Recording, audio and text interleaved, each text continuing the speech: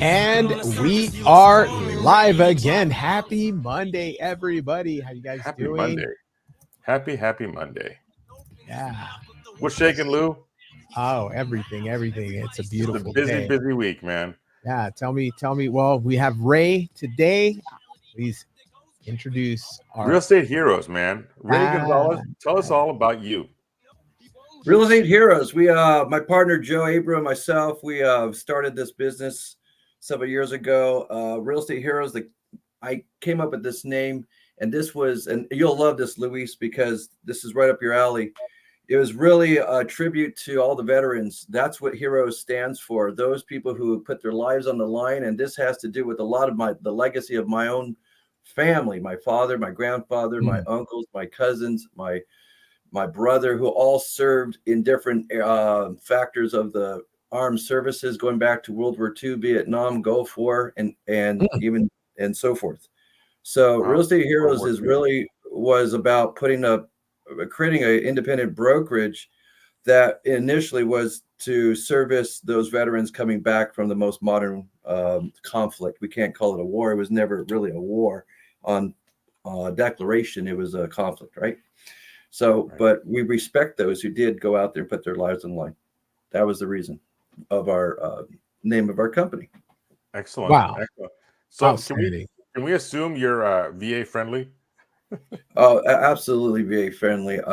My father, I mean, lots of respect, and I could, that's another discussion, another time I could tell you the history of my own grandfather, which I thought about at one time creating a documentary or writing a book on his history of what he did in World War II. So that is an interesting journey that my grandfather had. I would love to hear that.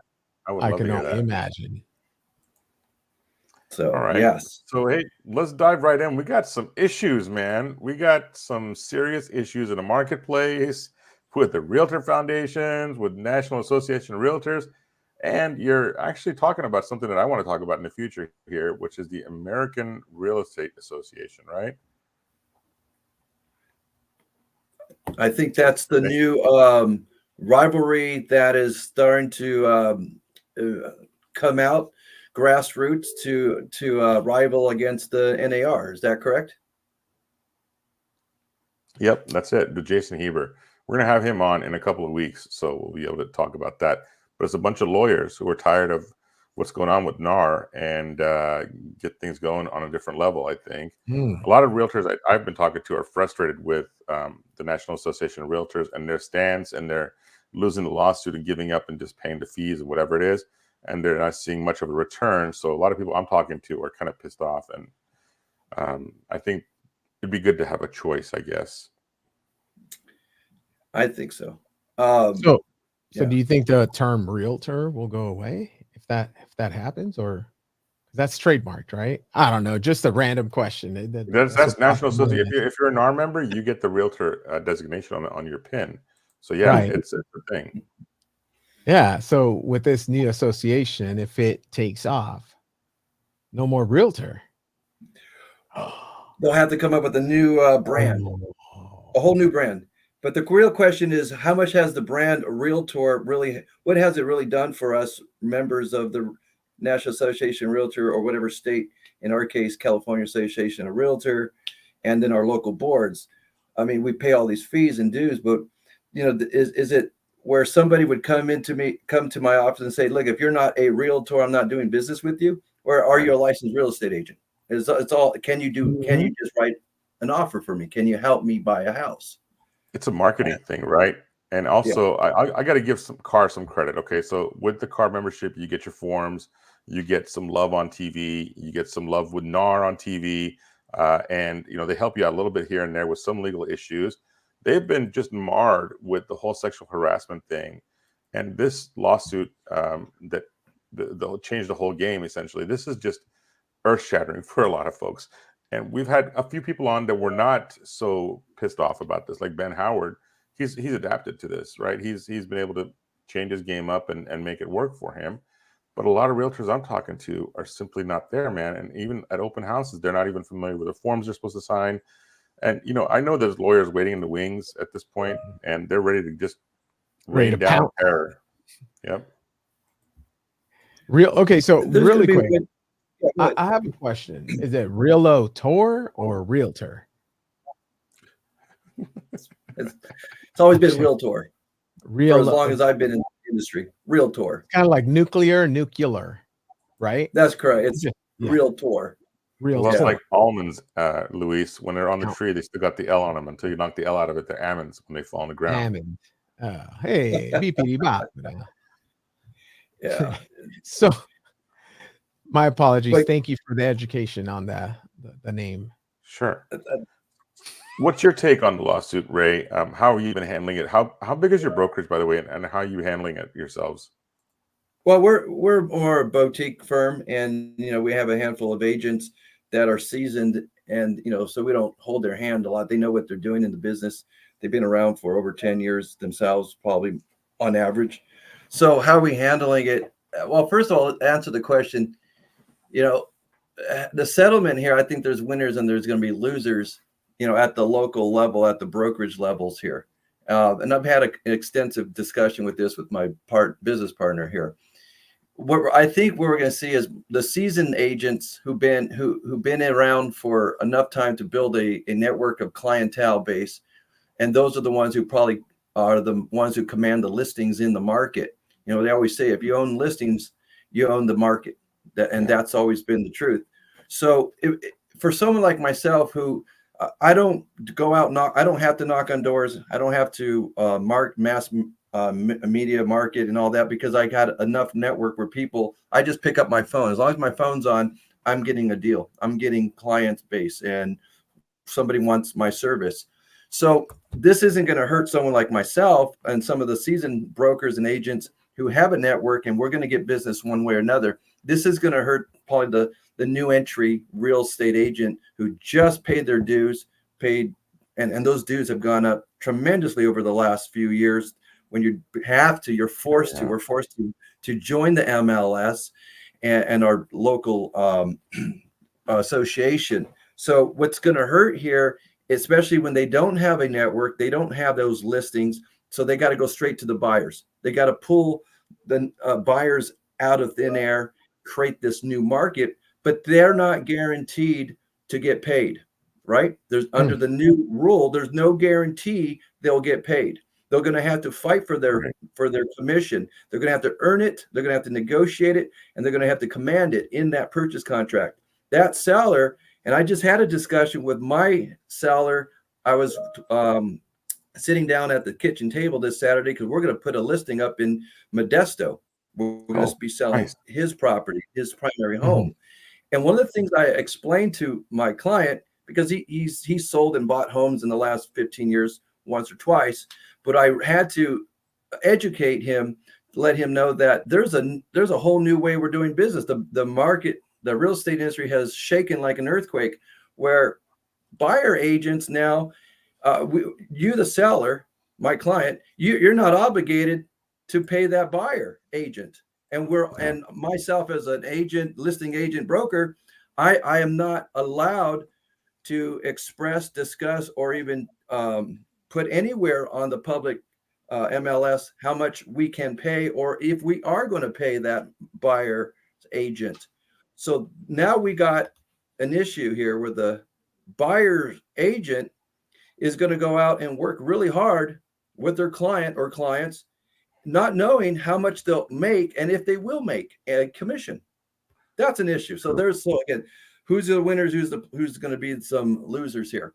What this is also probably going to drive the industry to do more transactions will be dual agency. I think the dual agency scenario has always been looked down upon in the last decades from brokers' position, from a liability position, always discouraging their agents not to get involved in a dual transaction because conflict of interest, right? How can you really service a buyer best interest at the same time serving the seller's best interest?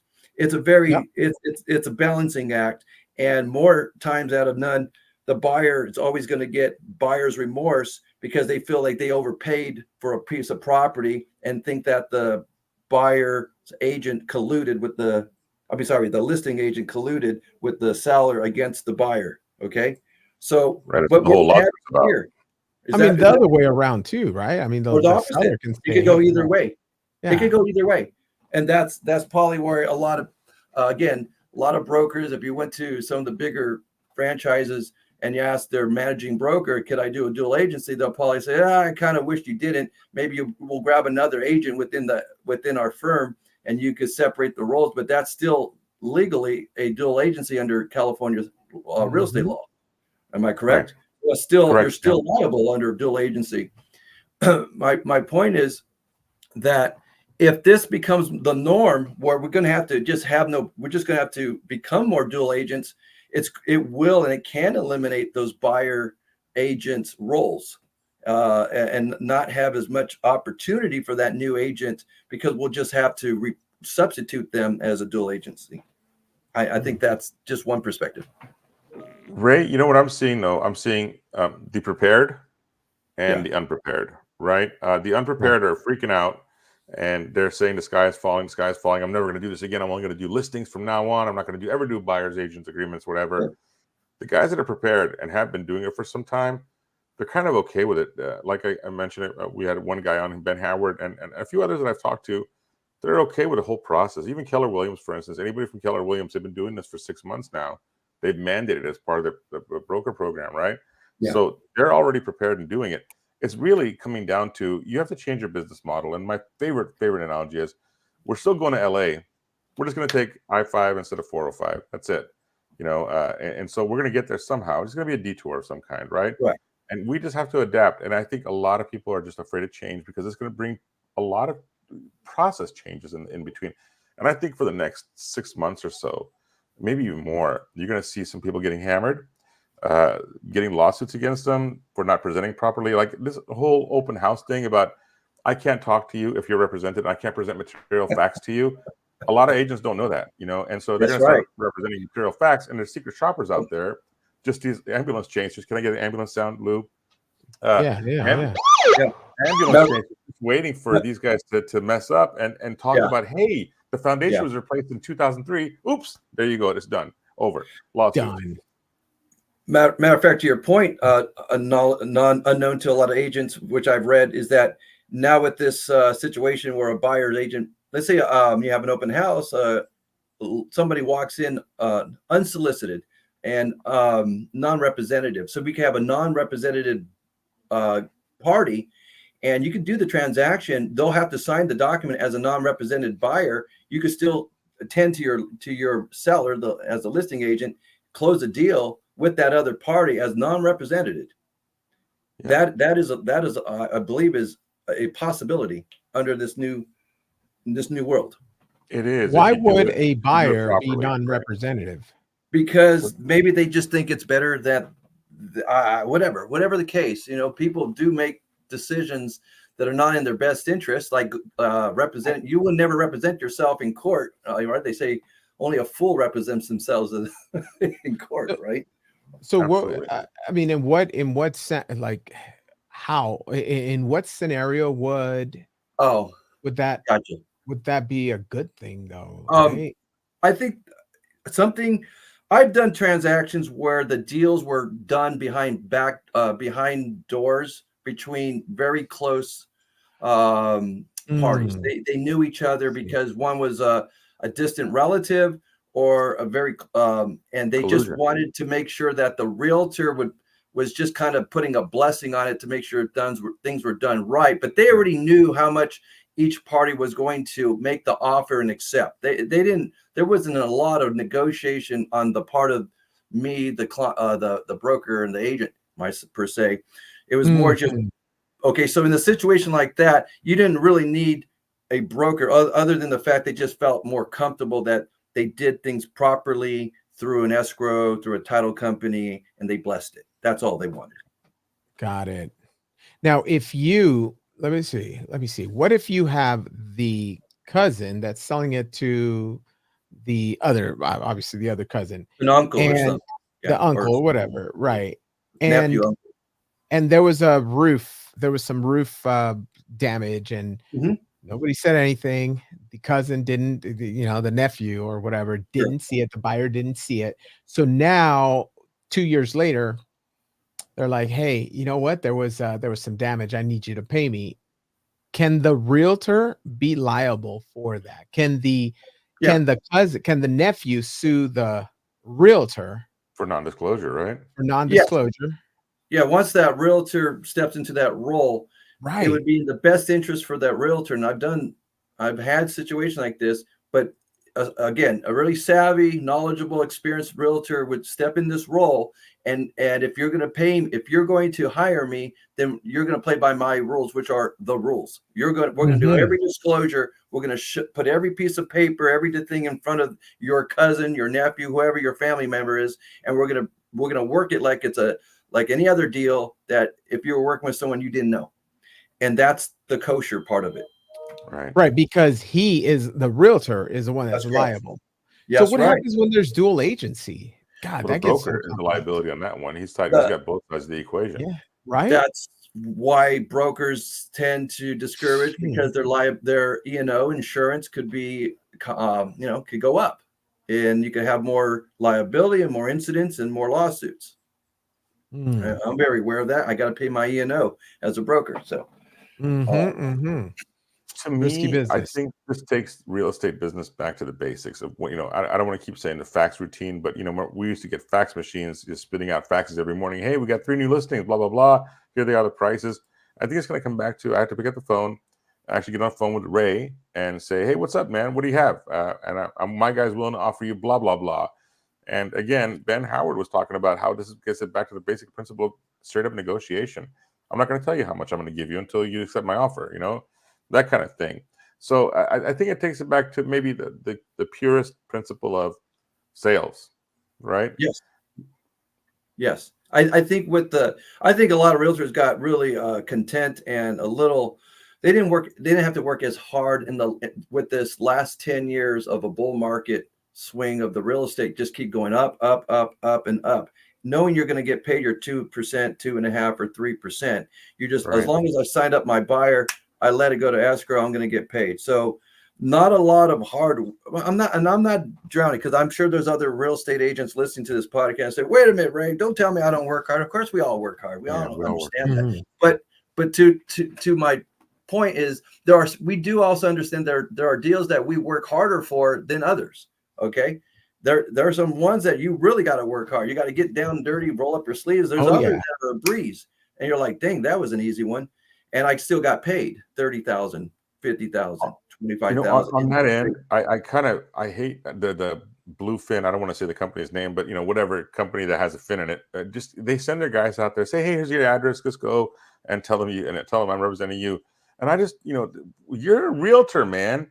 Represent, dude. Take your people out in your car and show them the house, and either sell it to them or tell them they're not supposed to buy this house because the floor is crooked, the doors creak. I don't know whatever you guys are going to sell. Your professional advice, professional outlook based on your knowledge and experience. Like, hey, I wouldn't buy here because they're going to build a freeway right there, and it's going to affect your future value, or whatever. But a realtor, a local boots on the ground realtor, I can't say it. Keeping it real, bro. Realtor. Almond. Realtor. He knows that and understands it, because that's his market. That's his special, like his little area. So he's able to provide insights that you can't find on Redfin or YouTube University and I think he deserves those chicken wings and that the amount of commission that they're going to get. So that's really the pay. Yeah, but on that chicken wings thing, like, really, I know on the MLS you cannot like comment that you're going to provide chicken wings or whatever commissions, but on your personal website, I'm hearing that you can. Sure. So it's just a matter of driving traffic to that website now. Yeah. Am I wrong? Are we talking about commissions? Yeah, commissions. Yeah, we're not supposed to say commissions because you guys don't get commissions. You get bottles of wine and chicken wings for pay. On MLS. And that would fall under concessions. We can't credits, concessions. Anything could be a tit for tat, a bartering is known as a concession. And you could trade I'll trade you a car. I'll give you a car for this deal. That's a tit for tat. That's an offer, and that's an acceptance. You're trading something of value that could be known as a concession that could fall under commission. Right. That's for the MLS. That rule applies for the MLS. But if you have your personal website, you can do whatever you want on it. I don't know. No one's challenged it, Luis, and that's something for someone to challenge. And if somebody was to sue them, let's say a local board, that remains to be in the future court if that could be challenged. Well, it's like putting a rider that says seller concessions are offers with concessions are considered or whatever. You can put that, or you can even put 3% concessions offered on this house. Just like a washer and dryer included with the house. Yeah, right. Great example. 1 year home warranty or something like that. Yeah. So you could put that on your rider on the for sale sign, right? As long as it doesn't give the taste of a commission. Okay. That's my understanding. All right. Okay. That's a slightly different take than what I've been hearing. Okay, but that's good. Right. So, but what's the difference? My point is, what's the difference between a website and an actual like for sale sign writer? I mean, in terms of marketing, it would end up being the same thing, in my opinion, from my perspective. Right? I would agree with you, Lou. And so why don't you drive traffic? Illusion thing, put your listing. Put your listing on the MLS. Follow the rules. On the on your personal website, just hey, 3% commissions. Who cares? Like, go out and do, announce that you're going to give the washer, the dryer 3% commission, and then work on driving traffic to your website, to that listing. And I think the results would be pretty damn good.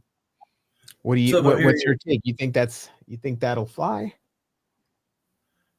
If I hear you correctly, Luis, you're saying that if, let's say, an agent such as myself or any agent were forbidden to express, again, on public MLS, any commission, credits, or concessions that are defined as commissions to the buyer's agent, but if I were to make that expression on my own private website, in this case, Real Estate Heroes website, that we're going to give 3% in this case to commissions to the agent of a buyer. Is that what we're suggesting? That's exactly the scenario I'm presenting. I honestly would. I personally would not allow my agents to do that. Okay. Okay. It becomes. Why would I not do that? Why would I discourage my client? You're towing the line. You're towing the line. Well, yeah. Right. I'm just kind of thinking. I'm putting a big target right here. Big bullseye. Come on, NAR, CAR, and lawyers, come in. Department of Justice. Come right at me. Yeah. Come right here. I'm waiting for you. Just a conversation. Just a conversation. Yeah. I'm not saying, hey, realtors out there, don't do this. This is just this is just a conversation. I'll go back to Ramin, his perspective. Let's go back to why we got in the business in the first place.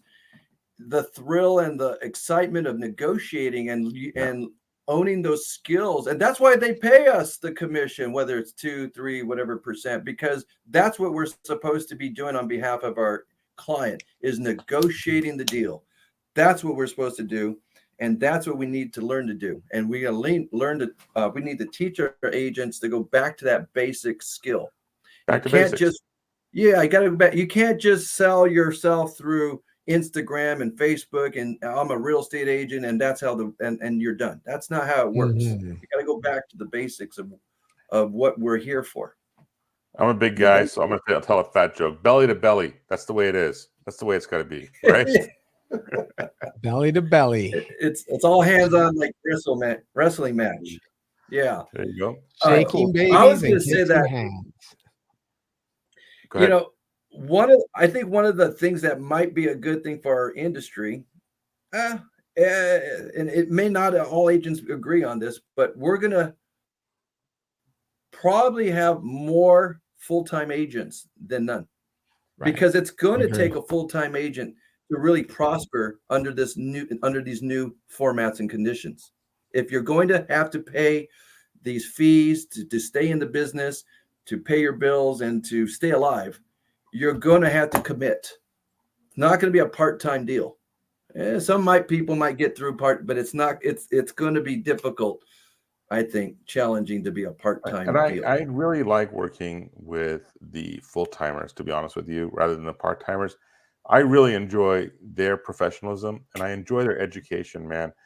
They're really knowledgeable, and it shows in the way they work with folks. And I would have them negotiate for me, and I really enjoy that. And I think they're well worth the commission you pay those guys. I think they're well worth it. I believe so. Mm-hmm. I believe so. Okay. Just like you, Luis. We got a question in the house here. Let's see what she says. This is Norika. If an open house, if the buyer walked in and does not have an agent with them, can I walk through the house with them, or should I have my agreement signed? You better have your damn agreement signed, and you better know if they're represented or not, because you need to know if you can represent material facts or not.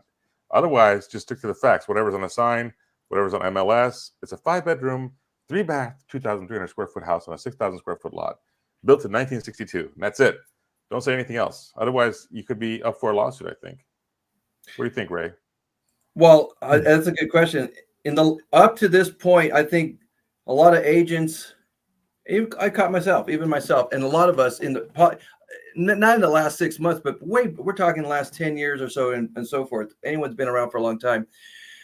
How many agents actually if they had a buyer, had them sign that agreement? Now, I know some will, out of 100, maybe 2 will raise their hand, but let's be honest, like more than 90% probably didn't do that. And they were scared to have them sign that exclusive agency up front with the buyer, because they were going to scare them away.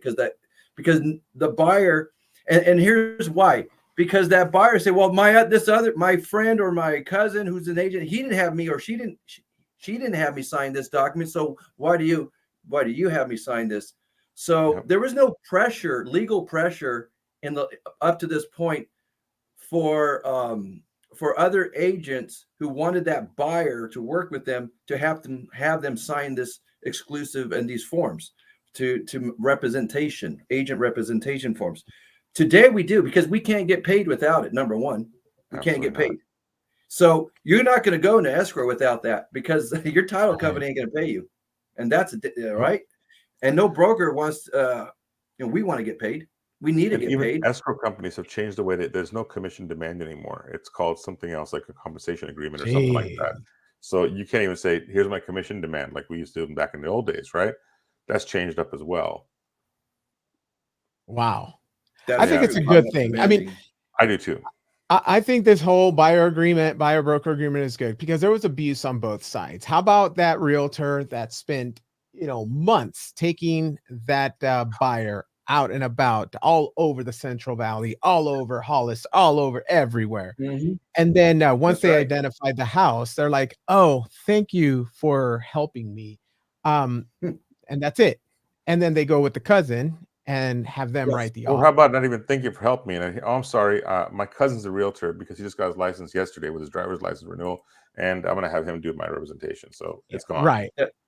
So I think that was abusive as well on the buyer side.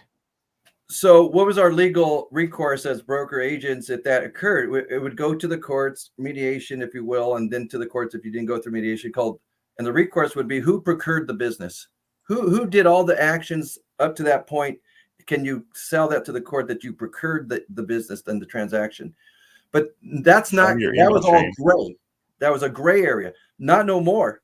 There's no more gray. It's black and white. Nope. You either signed it or you didn't. You did or you didn't. Good question, Rika. Good question. All right, I got another question for you, Ray. Here we're gonna flip the cards here. We're gonna go to our buddy Jerome. You know what I'm talking about, Mr. Powell. Oh, what do you think? What do you think is going on here, man? Well, I think it's Luis. That's a Luis. Yeah. You got some comments on Mr. Jerome Powell? I think he's coming up. I think he's the best. He's the best thing since sliced bread. Okay, all right. So he's amazing. He's going to drop the rates, and we're going to do that soft landing, and we're going to be good. Everything's going to be booming. The refinances are going to be back. everybody's going to start spending. It's going to be just amazing until inflation comes back. And then he has to raise the rates again. And here go it's going to be a mess. That's the summary of the year in a nutshell, huh? Boom.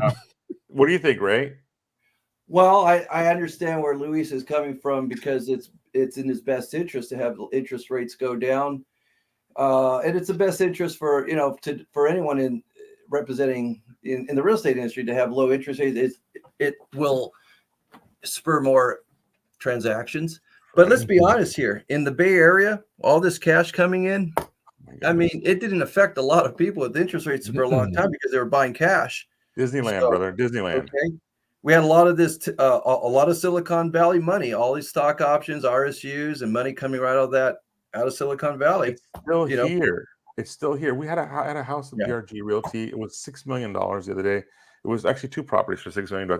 They had 4 or 5 cash offers for this property. I was stunned, and it basically sold for cash, essentially, no financing whatsoever. $6 million, man. It's tear crazy. down. No, it's good to go. It's good to move into, but yeah, that'd be great if it was a tear down, right? Needs a new roof. $6 million. Yeah, it's a tear down.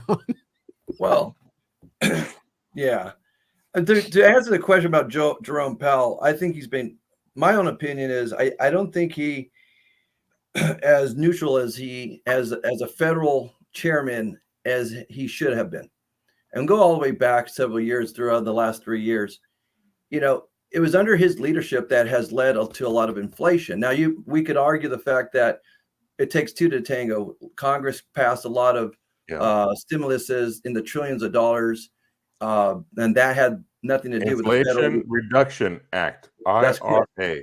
But I'll make the argument that Powell, it was part of that compromise here, because if he was stronger on the face of what inflation was here instead of transitory, if he would have stood up against the news outlets that were parroting this through every news outlet using the word transitory,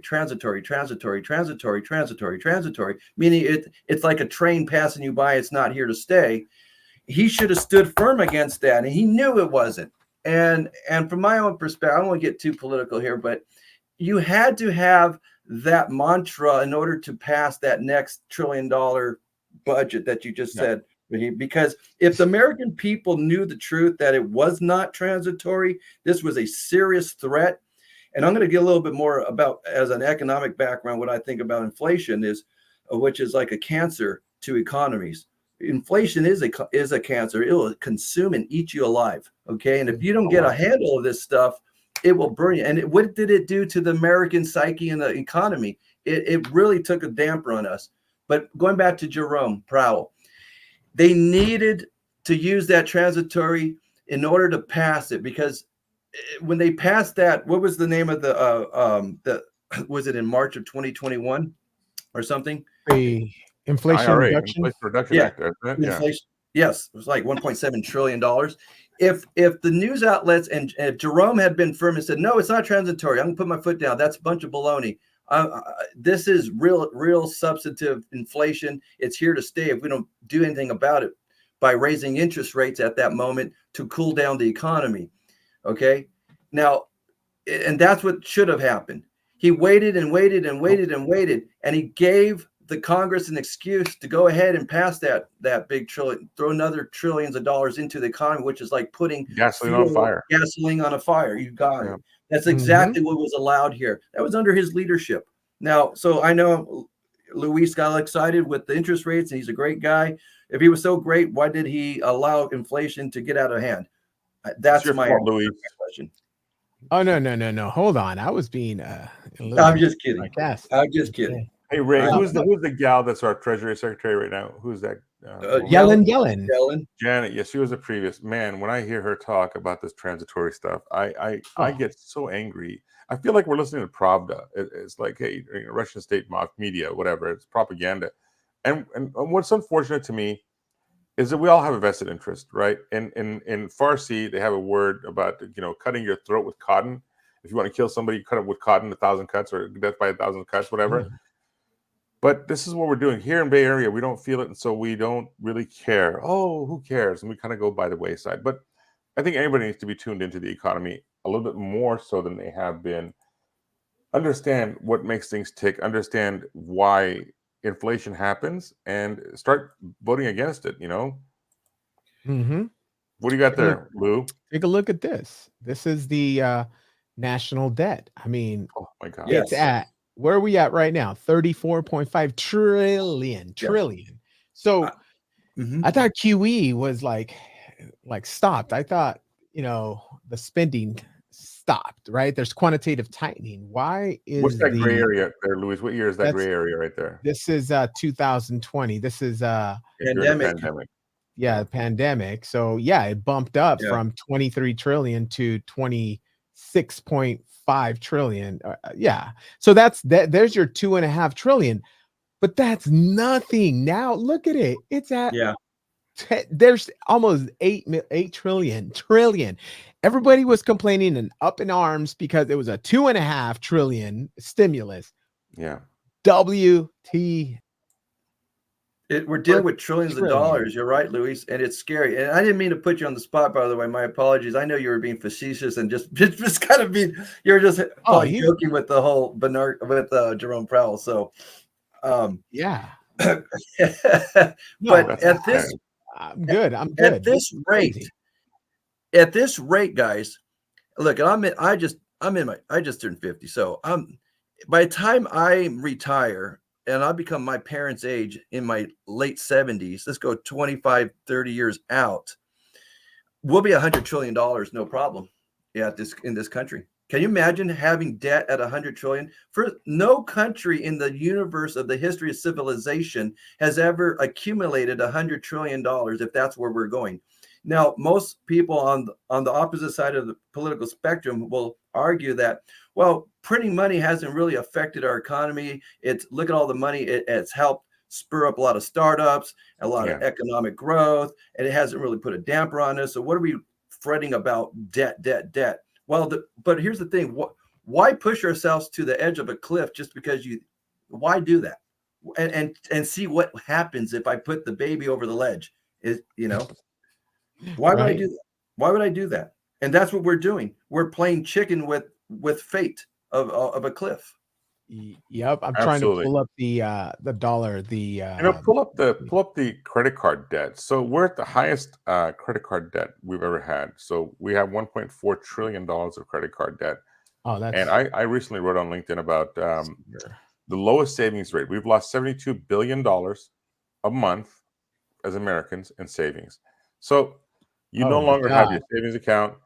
You've maxed out your credit cards, and now you're buying on things called BNPL. And again, I'm drinking the Barry Habib juice right now. I'm reciprocating what he says. But essentially, we have no money, no savings, nothing to back it up, and now we're going to sell our homes.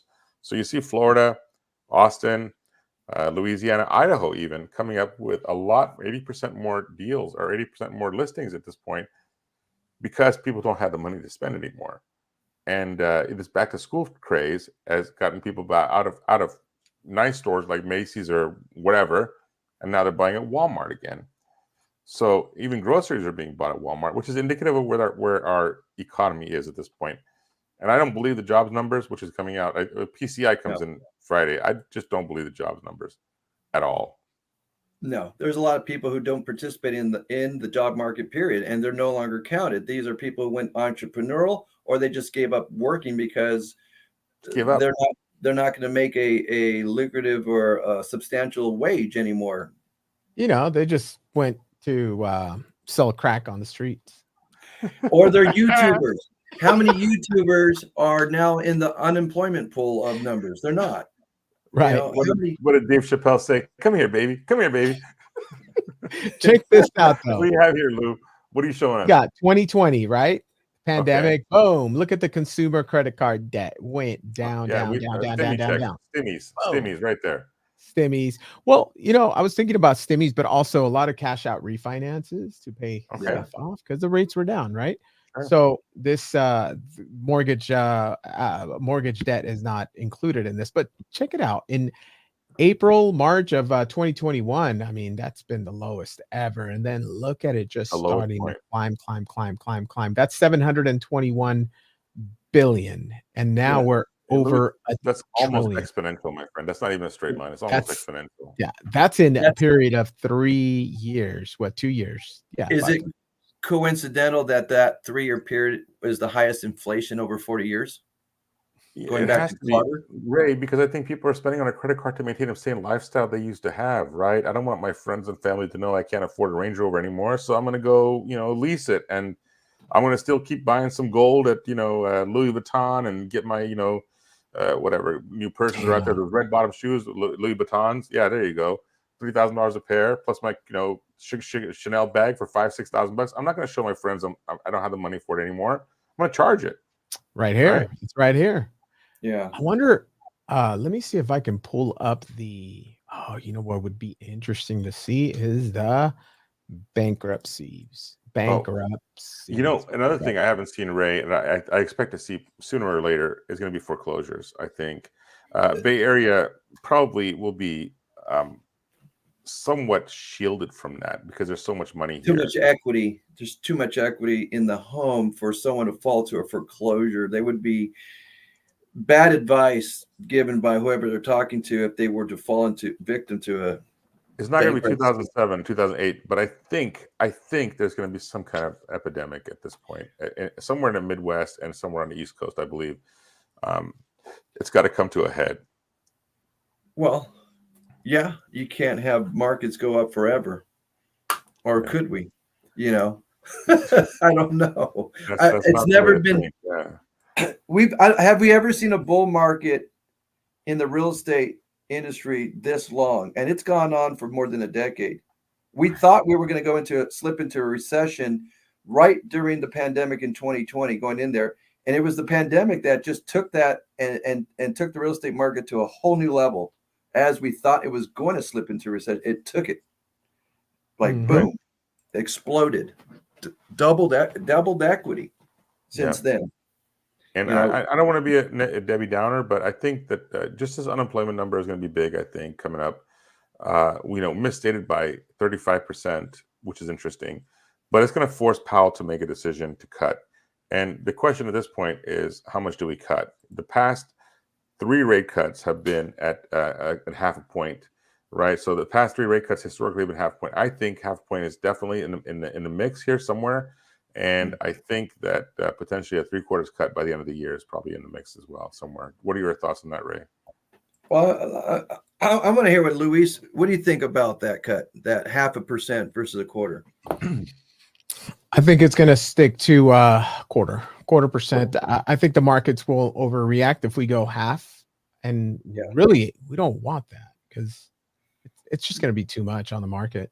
You want to slow right down, huh? Quarter at a time. Just come on, ease us in there. Okay. Ease us into it.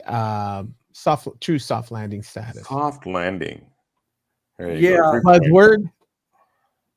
The question here is, are we in a recession, or we're just getting really hammered by, in the last 3 years, double-digit inflation? I go to the supermarket and I buy milk, I buy cheese, I buy eggs, I buy cereal, and everything's just freaking twice as much as I saw, and I get half the. Don't even talk about that. That's my biggest pain point, man. Somebody did something about one of their baskets they had at Walmart in 2020. It was $78, and they bought it again. That same basket today was $435.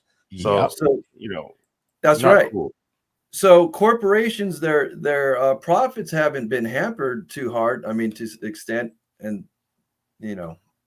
so what was Jerome Powell's reasoning for even expressing that he's thinking about dropping 25 bips or 1/4% here in coming into the unemployment numbers. And inflation is back under control. Not transitionary. Yeah. Take a look at the bankruptcy stats, though. It's actually not as bad as I thought. So look, they're not here yet, Lou. They're not here. We're not there yet. Well, look at 2017, 18, 19. 474. I mean, it was up there. Now we're at, I mean, it did increase. up to 271, but still much lower than the 2019 pre-pandemic. So I don't know. Are we see that this kind of data makes me wonder, like, are we looking for a soft landing? Are we looking to get a soft landing, or is it just? So we got another question here. Do you see foreclosures coming next year? The same question I just posed you. What do you think, Ray? Do you think foreclosures are coming up? So inventory levels, my broker partner and I, we've been looking at inventories, and they're starting to open up. The inventory's coming back, and we're starting to see not in the Bay Area per se, because we have so much equity and such high value homes, but we're probably going to see in the more rural areas and where the economy isn't as hot, isn't as strong, wages aren't crazy, and yes, you're going to start to see some foreclosures start to bubble like a froth. I like when Ben Bernanke used to say like a froth, like just little bubble maybe in little areas in that respect. Yeah, you think Santa Clara County is going to see that? No, there's too much money. No inventory. So if I was cash house poor, or if I had a client who was house poor, all we have to do is put that house in the market. We'll sell it in less than a week. Bam, they're instant millionaire, paid off their debt. We're good to go. That comment you see right there is from Joel Ramirez. He sees a 1/4 point too, but will welcome a half. Joel Ramirez, I want to give you a huge shout out, brother. In Los Angeles, Joel has always been with us, dude. You're the man. Thank you so much for joining us, bro. Always love to hear your comments, man. Thank you. So yeah, I'm thinking. I'm gonna make a bet with you guys. Lou, you take $100 on this one. I'm gonna go for a half point. Okay, September 12th. All right, I'll do it. Okay, all right. I think it's gonna be on this one, Ray. I'm in. No. I think Jerome Powell would be. No, that's too aggressive. No, I'd go a 1/4 point. All right, in the comments right here, guys. I want to see what you guys think. 1/4 or half? Actually, I'm gonna put a poll up. Okay, I'm gonna pull a poll up. I want to see what do you guys really think. Is it gonna be a half point cut? Or is it gonna be a 0.50 cut this September 12th? I think it's gonna be a half point. Period. Jobs are just not there. Well, first of all, I think if they go half a point, then he's definitely compromised by politics. Well, yeah, there is an election to think about too, right? That's my point. If he goes half a point, he's very compromised by politics. That's my point. Yeah. Well, check it out. Put it up. Pull it up on the screen. Let's look at the stats, the Vegas stats. Do you have a Vegas stat on this? Oh, that'd be. I want to see this. Not really. It's not Vegas, but it might as well be. Let me see the Fed watch. Captain Obvious. I love you, Joel. Thank you, brother. So this is this is, let me see where we at. We are going to see now. We're gonna pull up some Vegas stats for you guys. Let's see what the reigning Vegas odds are on half a point or 1/4 point. There's a 71% chance of a 1/4 point. Do you have it on? Do you have it on your visuals or no? What's that? Do you have it on a visual? Yeah. Bring it up. Set the stage. Bring it up. Is this you? Boom. Yep. No. Historically, the Feds don't move in 50 bip increments. They usually will move in 1/4 bips. The past 3 rate cuts have been half a point. They started off with half a point. The past 3 times. Okay. So historically speaking, that's where it's at. What is it? 71%, Lewis? Is that what it is? 71%. That it's going to be a 25% cut. Okay. LinkedIn, YouTube, and Facebook. I want you to get ready. You're going to put a poll up here, guys. You're going to see what the heck's going on. I want to hear your opinions. I really want to see what's going on. Yeah. There's a 0% chance of a 1. Yeah. I don't think so. Yeah. Yeah, it looks like it's at 70 for a 1/4 or for a half, Lou. For a 1/4. Okay, I'm in the 25% category. I'm in the 25% percentile thing. Roll the dice, baby. Roll the dice. Baby. Who doesn't like Vegas? Well, by lowering interest rates dramatically, we're definitely not going to allow home prices to drop anytime soon. Oh, no.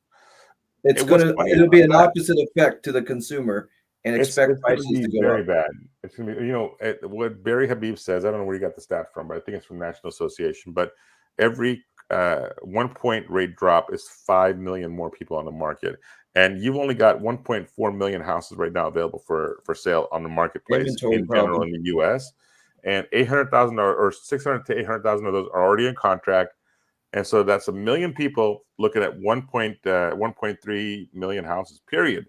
And now you're going to bring 5 million more people on the market. That's going to be insane. So multiple offers, get ready. Hey, on that front, Ray, is that easier for you to present multiple offers to your seller, or do you find that challenging?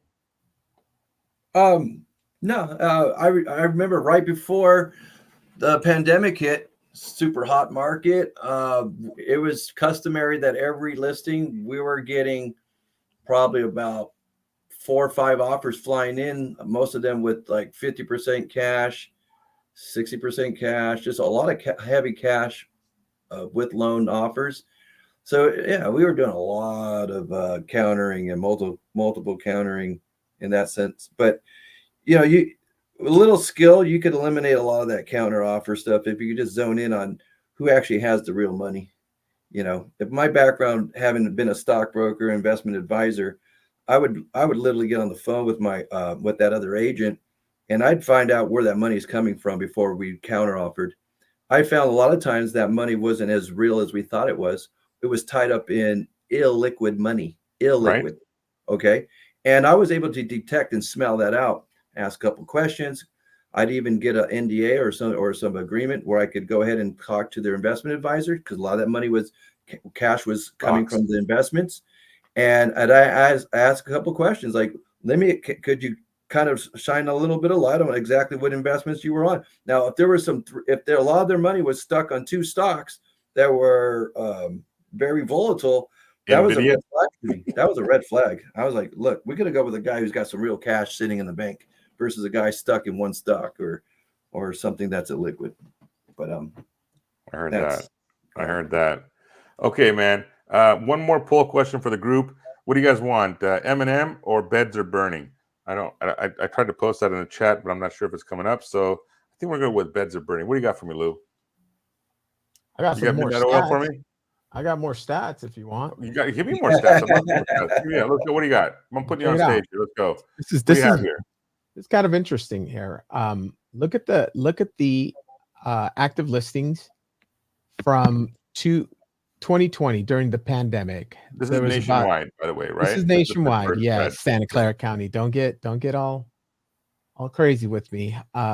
So 937,000 listings nationwide, and then look at the bottom when everything was crazy, 435, and look where we are right now. We're 84. So there's less active listings right now than there were during the pandemic. So I don't know. These stats tell me that it's not as bad as it seems. So, well, people are sitting on their 3% mortgages. And by the way, folks, you guys, if you're listening, last time Nandor Feeder came in and said he's got a 1.5%. He's got a 0.9% mortgage, guys. 0.98%. So he's got a great deal on his. I'm not going to refinance him anytime soon. But yeah, Lou, I think people are sitting on their properties and they're not going to trade in their 3% for a 7% mortgage right now or 6% mortgage. That's what I think. What do you think about that, Joel? Ray? No, nobody's going to trade in the super low 2.5, 2.2. I've known some guys who got 2.25%, and they're sitting on those fixed rates too. Anything under sub 3, they're not going to trade that house up for 6-7% today. There's no, unless they're forced to be due to some unfortunate life event, death or divorce, or diapers. There you go. Reverse mortgage. I wonder what the reverse mortgages are doing. Who's that guy? That's Magna PI. What's his name? Tom Selleck. Tom Selleck. There you go. Hey, what song did you want? I don't know. Let's go Midnight Oil, man, because we've got the Joel saying this. The time has come. All right. Hey, guys, thank you for joining us. Look out for the poll. Ditto, Ray. Thank you. Yeah. By the way, Joel says ditto, Ray. He agrees with you as well. You guys, look out for the poll coming up on LinkedIn about what you think the percentage rate change is going to be on September 12th. That's in 2 weeks. We'll see you on Wednesday. By the way, if you guys are in the Bay Area, please come to Cinnabar. Luis and I will be on hole 6. We got laser guns and some shots for you guys if you guys come out there and visit us. You don't need to play. Just come out there and visit. Also, we're having what's her name? Geraldine Serrano come on and talk about cost segregation, something that you guys probably don't know about. If you do, you're awesome. If you don't, tune in. And on Thursday, we got Shannon Farrell from BRG. Her whole family's veterans, and she wants to talk about how veterans can take advantage of the VA loans, and realtors should be doing the same thing. Ray, thank you so much for coming on. I appreciate it, man. You're the man. If you guys have anything to say to Ray, please see his information below in the contact information down there. And we got another message from Joel. Thank you, bro. We love you, bro. Thank you very much, man. And Ray, you were great for the time I was here. All right, thank you so much. You too, Luis. You too, Remy. Thank you, Ray.